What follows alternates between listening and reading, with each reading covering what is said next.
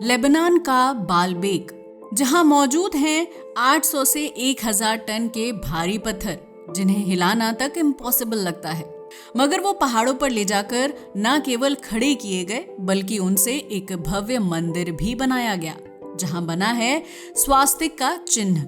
स्वास्तिक, और वो भी लेबनान में। कहीं ऐसा तो नहीं कि लेबनान में मिली हजारों साल पुरानी सभ्यता का लिंक सनातन धर्म से जुड़ा था? क्या वास्तव में इसके तार दुनिया के सबसे पुराने धर्म से जुड़े थे या फिर बात कोई और थी? लेकिन सवाल ये भी है कि बालबेक को आखिर बनाया किसने? मगर उससे भी ज्यादा हैरानी की बात तो ये है कि आखिर इतनी ऊंचाई पर ट्रिलिथॉन स्टोन्स को लेकर कैसे जाया गया, जबकि ट्रिलिथॉन पत्थर पॉसिबली दुनिया के सबसे भारी कार्व्ड स्टोन्स में से एक है। ये कहानी सच में बहुत इंटरेस्टिंग है, तो चलिए डिटेल्स इसे जानते हैं। बालबेक लेबनान के माउंटेनियस टेरेन में लोकेटेड एक एंशिएंट साइट है जो अपने ह्यूज एंड मिस्टीरियस स्टोन्स के लिए दुनिया भर में फेमस है। यहाँ मंदिर हो या पत्थर की संरचनाएं अपने आप में ही अनगिनत राज समेटे हुए हैं। इसमें छुपे राज इतने गहरे हैं कि साइंटिस्ट एंड आर्कियोलॉजिस्ट आज भी इसके रहस्यों को सुलझाने में लगे हुए हैं। इन स्ट्रक्चर्स का साइज एंड मैन्युफैक्चरिंग टेक्निक्स इस कदर यूनिक है कि हर कोई ये मानने पर मजबूर हो गया है कि इनका कंस्ट्रक्शन जिस प्राचीन सभ्यता ने किया था उसकी नॉलेज एंड टेक्निकल स्किल्स आज के समय से भी आगे है। लेबनान में बालबेक स्टोन की बात की जाए तो ये खुद ही अपनी गौरवशाली कहानी कहता नजर आता है। पता है क्यों? क्योंकि यहाँ दुनिया के सबसे विशाल और भारी मेगालिथिक स्टोन हैं। यहाँ के स्ट्रक्चर्स को स्टोन ब्लॉक्स को जोड़कर बनाया गया है जो देखने में ऐसे लगते हैं मानो किसी एलियन ने एडवांस टेक्नोलॉजी का इस्तेमाल करके बनाया हो। ये बेहद कमाल के नजर आते हैं। यही कारण है कि इनके बारे में अलग अलग थ्योरीज हैं। कुछ साइंटिस्ट्स का मानना है कि इन सभी स्ट्रक्चर्स को रोमन्स ने बनाया होगा, मगर इतिहासकारों का तो अलग ही पॉइंट ऑफ व्यू था। इतिहासकारों ने रोमन द्वारा बने होने वाली बात को सिरे से नकार दिया और फिर आई डिपार्टमेंट ऑफ आर्कियोलॉजी की रिपोर्ट। आर्कियोलॉजिस्ट ने इसकी जांच की तो सच कुछ और ही सामने आया। असल में आर्कियोलॉजिस्ट एक्सपर्ट्स का कहना है कि रोमन्स का यहाँ आना तो हाल ही का है, जबकि ये जगह उनसे हजारों साल पुरानी है। हाँ, ये बात अलग है कि हो सकता है कि रोमन्स ने पहले से मौजूद इन स्ट्रक्चर्स पर थोड़ा बहुत काम किया हो, मगर इसे बनाने वाले कोई और ही थे। ये इतिहास के गर्भ से निकली कुछ बेहद मिस्टीरियस जगह में से एक है। यही वजह है कि ये जगह न सिर्फ वैज्ञानिकों और आर्कियोलॉजिस्ट को बल्कि टूरिस्ट को भी अपनी ओर अट्रैक्ट करती रहती है। वैसे तो यहाँ पर बहुत सारे स्टोन हैं, लेकिन इनमें से 3 स्टोन बेहद खास हैं जिनको ट्रिलिथॉन कहा जाता है। पता है इनका इतना महत्व क्यों है? ऐसा इसलिए क्योंकि ये मेगालिथिक स्टोन इतने विशाल हैं कि एक बस भी इनके सामने छोटी नजर आती है, जिसका अंदाजा आप इस बात से लगा सकते हैं कि इन स्टोन्स की लंबाई 19 मीटर, ऊंचाई 4.2 मीटर और चौड़ाई 3.6 मीटर है। और इनका वजन जानकर तो आपके होश ही उड़ जाएंगे। असल में इनका वेट लगभग 800 टन माना जाता है। इन्हें देखकर हर कोई सोचने पर मजबूर हो जाता है कि इतने भारी स्टोन्स को आखिर प्राचीन काल में यहाँ तक कैसे लाया गया होगा। मगर उससे भी बड़ी बात तो ये है कि 30 फीट ऊंचे स्ट्रक्चर के ऊपर जाकर इन्हें कैसे ठीक से एस्टैब्लिश किया गया होगा, क्योंकि आज हमारे पास इतनी मॉडर्न टेक्नोलॉजी होते हुए ये काम इम्पॉसिबल लगता है। तो फिर हजारों साल पहले ये कैसे किया गया होगा? यही वजह है कि वैज्ञानिक सालों से इस रहस्य को सुलझाने की कोशिश कर रहे हैं, क्योंकि यहाँ एक नहीं बल्कि 3 ऐसे स्टोन हैं जिन्हें देखकर हर कोई हैरान है। यहाँ के स्टोन कितने भारी हैं, इसका अंदाजा आप इस बात से लगा सकते हैं कि दुनिया के 7 अजूबों में शामिल मिस्र के पिरामिड में इस्तेमाल किए गए पत्थरों का वजन लगभग 80 टन है, जबकि यहाँ के पत्थर उनसे 10 गुना ज्यादा भारी हैं। बालबेक तो ऐसे स्ट्रक्चर से भरा पड़ा है। यहाँ केवल यही स्ट्रक्चर नहीं है, बल्कि यहाँ पर एक टेम्पल भी बना हुआ है जो रहस्यों से भरा पड़ा है। इस टेम्पल का नाम है टेम्पल ऑफ जुपिटर। इस टेम्पल में बने कॉलम्स को प्राचीन समय में बने सबसे विशाल और क्लासिकल कॉलम्स माना जाता है। इनकी लंबाई 20 मीटर और डायमीटर 2.5 मीटर है। हालांकि कई सदियों तक यही माना जाता रहा कि इन स्ट्रक्चर्स को रोमन्स ने ही बनाया होगा, मगर आर्कियोलॉजिस्ट और हिस्टोरियंस ने इस धारणा को खारिज कर दिया। और ऐसा करने के दो बड़े रीजन हैं, जिनमें पहला है डॉक्यूमेंटेशन। रोमन्स ने जो भी काम किया है उसका प्रॉपर डॉक्यूमेंटेशन कर रखा था, लेकिन उनके किसी भी दस्तावेज में ना तो टेम्पल ऑफ जुपिटर का जिक्र है और ना ही बालबेक स्टोन का। तो इस बात को मानना कठिन हो जाता है कि इन्हें रोमन्स ने बनाया होगा, क्योंकि उनके किसी ग्रंथ में इसका जिक्र भी नहीं मिलता। तो फिर आप ही बताइए, आखिर ऐसा कैसे माना जा सकता है कि इन्हीं रोमन्स ने इतना बड़ा स्ट्रक्चर बनाया था, मगर अपने किसी डॉक्यूमेंट में उसका जिक्र भी ना किया हो। यही वजह है कि ये थ्योरी सही नहीं है। इस थ्योरी के खारिज होने के बाद वैज्ञानिक एक बार फिर अपनी जांच में जुट गए, ताकि इन्हें बनाने वालों तक पहुंचा जा सके और समझा जा सके उस ऑब्जेक्टिव को जिसके कारण इन मेगालिथिक स्टोन्स को एक के ऊपर एक खड़ा किया गया था। वैसे हम आपको बताते चलें, कुछ हिस्टोरिकल एक्सपर्ट्स का मानना है कि रोमन यहाँ आए तो जरूर थे, मगर इन्हें बनाने वाले वो नहीं थे। हालांकि उन्होंने यहाँ पर कुछ रीडेवलपमेंट किया होगा, इससे ज्यादा और कोई काम इन्होंने यहाँ पर नहीं किया था। रोमन यहाँ आए थे ऐसा इसलिए कहा जाता है क्योंकि रोमन साम्राज्य में कुछ ऐसे ही सिमिलर स्ट्रक्चर देखने को मिलते हैं। तो हो सकता है कि बालबेक स्टोन्स और इस स्ट्रक्चर से ही उन्होंने उनकी प्रेरणा ली हो, मगर इन्हें उन्होंने बनाया नहीं था। वैसे प्रॉपर डॉक्यूमेंटेशन के अलावा दूसरी वजह है जिसके कारण इन्हें रोमन के द्वारा बनाया हुआ नहीं माना जा सकता, और वो वजह है रोमन एम्पायर से दूरी। असल में सोचने वाली बात है कि आखिर अपने कैपिटल सिटी से लगभग 3700 किलोमीटर दूर लेबनान में आखिर रोमन इतना विशाल स्ट्रक्चर बनाने क्यों आएंगे, जबकि उन्हें यहाँ रहना भी नहीं था।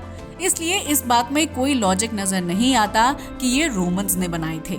साथ ही अगर चलो मान भी लिया जाए कि इन्हें रोमन ने बनाया है, तो फिर कुछ मेगालिथिक स्ट्रक्चर्स हमें रोम में भी देखने को मिलने चाहिए थे, मगर रोम में ऐसा कुछ भी देखने को नहीं मिलता। अगर बात की जाए रोम में मिले सबसे बड़े मेगालिथिक स्टोन की, तो ये लगभग 53 टन का है, जबकि बालबेक स्टोन तो 800 टन के हैं। और इसके अलावा बालबेक में और भी बहुत सारे पत्थर मिले हैं। असल में 3 बड़े स्टोन के अलावा बालबेक साइट पर 300 टन से भी ज्यादा वजन के दर्जनों पत्थर हैं। इन्हें मिस्टीरियस एंड स्पेशल इसलिए माना जाता है क्योंकि ये ह्यूमन हिस्ट्री में इंसानों द्वारा काटे और मूव किए गए सबसे बड़े स्टोन माने जाते हैं। माना जाता है कि ये स्ट्रक्चर प्री हिस्टोरिक हैं और 11,000 साल पुराने हैं, जबकि हमारी सबसे पुरानी सभ्यता को भी 5,000 साल से ज्यादा पुराना नहीं माना जाता। तो इसका मतलब है कि यहाँ कोई ऐसी सभ्यता थी जो सिंधु घाटी सभ्यता से भी पहले एडवांस हो चुकी थी। तो सोचो वो दौर कितना एडवांस रहा होगा। वैसे यहाँ के मेगालिथिक स्टोन्स में से एक पत्थर ऐसा मिला है जिसने उन 3 स्टोन्स को भी छोटा बना दिया है। इस स्टोन की बात की जाए तो ये 68 फीट लंबा और 14 फीट ऊंचा है और इसका वजन 1200 टन से भी ज्यादा है। इस पत्थर को द फॉरगॉटन स्टोन कहा जाता है क्योंकि ये हाल ही में मिला है। ये तो हुई इन स्टोन की बात। अब आते हैं यहाँ के फेमस टेम्पल पर। असल में बालबेक के टेम्पल ऑफ जुपिटर में जो कॉलम्स बने हुए हैं उन्हें बनाने के लिए लाइमस्टोन का यूज किया गया है। हालांकि आज बहुत सारा स्ट्रक्चर नष्ट हो चुका है, मगर एक समय में यहाँ 200 से भी ज्यादा कॉलम थे जो रोज ग्रेनाइट से बने हुए थे। और आप जानकर हैरान रह जाएंगे कि इन पत्थरों का सोर्स उस जगह पर नहीं है जहाँ ये स्ट्रक्चर हैं। असल में ये पत्थर वैली ऑफ इजिप्ट से यहाँ लाए गए थे। आप जानकर हैरान रह जाएंगे कि इन दोनों के बीच की दूरी 700 मील है। अब आप खुद सोचिए, अभी तक हम इन पत्थरों को एक के ऊपर एक रखने की तकनीक से ही हैरान थे। अब तो एक और बड़ी चुनौती सामने आ गई है कि आखिर 700 मील से इन पत्थरों को यहाँ कैसे लाया गया होगा। यही नहीं, मिस्र की घाटी से लेबनान तक पहुंचने के लिए बीच में एक ग्रेट लेबनान माउंटेन्स भी पार करना पड़ता है। क्या? एक तो मीलों का सफर और दूसरा पहाड़ों को पार करना कोई आसान बात नहीं है। इंसान के लिए तो बिना किसी पत्थर के भी पहाड़ों पर चढ़ना मुश्किल होता है, फिर इतने भारी पत्थरों के साथ इसे पार कैसे किया गया होगा। ये वाकई हमारे पूर्वजों की महानता की निशानी है। माउंटेन की बात करें तो इसकी औसत ऊंचाई 2500 मीटर है और यही नहीं, इसकी कुछ चोटियां तो 3000 मीटर तक की भी हैं। यही वजह है कि इसे देखकर सभी लोग सोच में पड़ जाते हैं कि 3000 टन के इन पत्थरों को पहाड़ों के पार कैसे लाया गया होगा। तभी तो ऐसा माना जाता है कि उस सभ्यता के पास कोई एडवांस टेक्नोलॉजी थी, क्योंकि बिना किसी एडवांस टेक्नोलॉजी के ये काम पॉसिबल ही नहीं है। वैसे हम आपको बता दें कि कुछ दस्तावेजों से पता चला है कि रोमन साम्राज्य के लोगों के पास 6 टन का वजन उठाने वाली एक क्रेन थी, लेकिन 6 टन में और 800 से 1200 टन में बहुत अंतर होता है, क्योंकि अगर 800 टन का एक पत्थर एक जगह से दूसरी जगह लेकर जाना है तो उसके लिए ऐसी 133 क्रेन्स की आवश्यकता होगी। अब आप सोच ही सकते हैं कि एक पत्थर को 133 क्रेन मिलकर भी नहीं उठा सकती। तो सवाल ये है कि आखिर इस काम को कैसे किया गया होगा।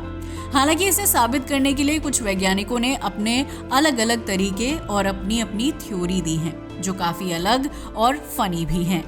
एक्चुअल में कुछ एक्सपर्ट्स का मानना है कि वुडन प्लैंक्स पर रखकर इन पत्थरों को रोल करते हुए यहाँ तक लाया गया होगा। इसके लिए उन्होंने एक अलग लकड़ी का उपयोग किया होगा, जो लेबनान में पाई जाती है और दुनिया की सबसे मुलायम लकड़ी मानी जाती है। कुछ वैज्ञानिकों का कहना है कि इस लकड़ी पर विशाल पत्थरों को रोल किया गया होगा। लेकिन क्या ये पॉसिबल है? अब सवाल ये उठता है कि क्या वास्तव में इन पत्थरों को रोल करते हुए पहाड़ों पर चढ़ाया जा सकता है? और पहाड़ों को ही छोड़िए, क्या 700 मील तक का सफर रोल करते हुए तय किया जा सकता है? जरा सोचिए, 800 टन वजन के पत्थरों को रोल करने के लिए कितनी मैन पावर की जरूरत होगी। यही वजह है कि इन सवालों का सही जवाब आज तक किसी के पास नहीं है। हालांकि इसके अलावा भी एक थ्योरी सामने आती है, जिसमें कहा जाता है कि लोहे की पटरियों और बॉल बेयरिंग की सहायता से इन पत्थरों को मूव किया गया होगा। लोहे की पटरियों और बॉल बेयरिंग की बात की जाए तो इस टेक्नोलॉजी का उपयोग पहली बार रोमन्स ने ही 18वीं शताब्दी में किया था, जब रूस के सेंट पीटर्सबर्ग में ब्रॉन्ज हॉर्समैन के स्टैच्यू को मूव किया गया था। ये ऑफिशियली सबसे बड़ा स्ट्रक्चर है जिसे ह्यूमन हिस्ट्री में मूव किया गया था। इसका वजन 1500 टन था, हालांकि इसको बाद में 1250 टन कर दिया गया था। लेकिन आप जानकर हैरान रह जाएंगे, क्योंकि थोड़ी सी दूरी तय करने के लिए ही 400 लोगों की जरूरत पड़ी थी और 9 महीने की मेहनत के बाद इसे मूव किया जा सका था। तो आप सोचिए, 700 मील का सफर तय करने में कितना समय और कितने लोगों की आवश्यकता हुई होगी। यही वजह है कि इस थ्योरी को कंट्रोवर्शियल माना जाता है, क्योंकि प्राचीन समय में लोहे की पटरियों और बॉल बेयरिंग की तकनीक मौजूद थी या नहीं, इस पर भी सवाल उठते हैं। वैसे ये तो हुई 2 थ्योरी जिनके बारे में इंसानों ने बताया है, मगर हम आपको बता दें कि बालबेक के स्ट्रक्चर का जिक्र बाइबल में भी मिलता है। ऐसा माना जाता है कि बालबेक माउंटेन हमेशा से ही पवित्र रहे हैं और इन पहाड़ों का जिक्र बाइबल में लगभग 130 बार आया है। असल में बाइबल में भी बालबेक स्ट्रक्चर को धरती पर बनाए गए सबसे पुराने स्ट्रक्चर्स में से एक माना जाता है, जिसका निर्माण केन सन ऑफ एडम ने करवाया था। ऐसा माना जाता है कि कुछ डेमन्स को सजा के तौर पर इन स्ट्रक्चर्स को बनाने का काम सौंपा गया था। यही वजह है कि रिलीजियस बिलीव्स में ये बात पाई जाती है कि इस स्ट्रक्चर को डेमन्स ने ही बनाया था। हालांकि विज्ञान में इन बातों को सीधे सीधे खारिज कर दिया जाता है। साइंटिस्ट इन बातों को केवल मिथ मानते हैं। अब आप सोच रहे होंगे कि हमने शुरुआत में सनातन धर्म से इसका लिंक बताया था, वो मामला क्या है? तो बताते चलें कि बालबेक के कुछ स्ट्रक्चर्स पर स्वास्तिक का चिन्ह बना हुआ है। वैसे ये अकेली जगह नहीं है जहां स्वास्तिक बना है। बता दें कि दुनिया के 5 अलग अलग कॉन्टिनेंट्स पर स्वास्तिक का चिन्ह पाया गया है। इन चिन्हों का इतिहास 10,000 साल पुराना माना जाता है। मगर सवाल ये उठता है कि आखिर इतने पुराने समय में 5 कॉन्टिनेंट्स तक ये चिन्ह कैसे पहुंचा? कहीं ऐसा तो नहीं कि पूरी दुनिया में एक ही सभ्यता फैली हुई थी जिसका स्वास्तिक एक पवित्र चिन्ह हुआ करता था।